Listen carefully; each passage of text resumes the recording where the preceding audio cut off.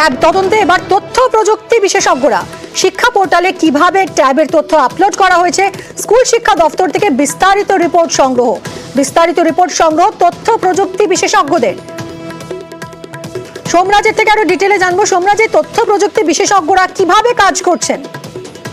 দেখো, রাজ্যের যে তথ্য প্রযুক্তি দপ্তর রয়েছে সেই তথ্য প্রযুক্তি দপ্তরের বিশেষজ্ঞরা গতকাল দিনভর রাজ্য স্কুল শিক্ষা দপ্তরে আধিকারিকদের সঙ্গে বৈঠক করেছেন এবং তারপর এই যে বাংলার শিক্ষা পোর্টাল, যে পোর্টালের মাধ্যমে ট্যাবের টাকার তথ্য আপলোড করা হয় সেই সংক্রান্ত বিস্তারিত রিপোর্ট রাজ্যের তথ্য প্রযুক্তি দপ্তরের বিশেষজ্ঞরা নিয়েছেন।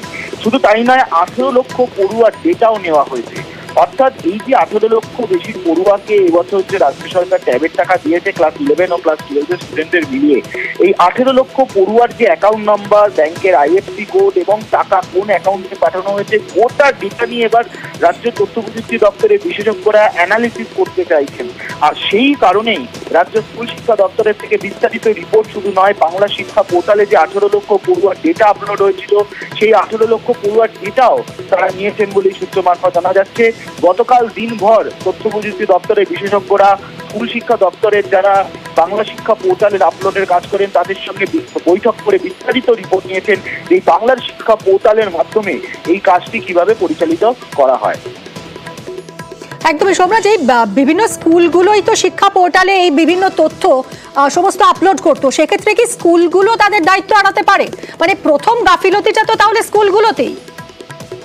দেখো, একদমই অন্তত সেটাই তো দেখা যাচ্ছে এখনো পর্যন্ত যে স্কুলের তরফেও বেশ কিছু ক্ষেত্রে গাফিলতির তথ্য এখনো পর্যন্ত উঠে এসেছে এবং ট্যাবের টাকা গায়েবের ঘটনা নয়। যদি তুমি নজর রাখো, গতকালই যে তথ্য উঠে এসছে আবার যে কলকাতাতে 80টিরও বেশি স্কুলে 500রও বেশি পড়ুয়া তারা ট্যাবের টাকা পাননি, শুধু নয় তাদের অ্যাকাউন্ট নাম্বার ভুল দিয়ে দেওয়া সেই টাকা ডিক্লাইন হয়ে গেছে।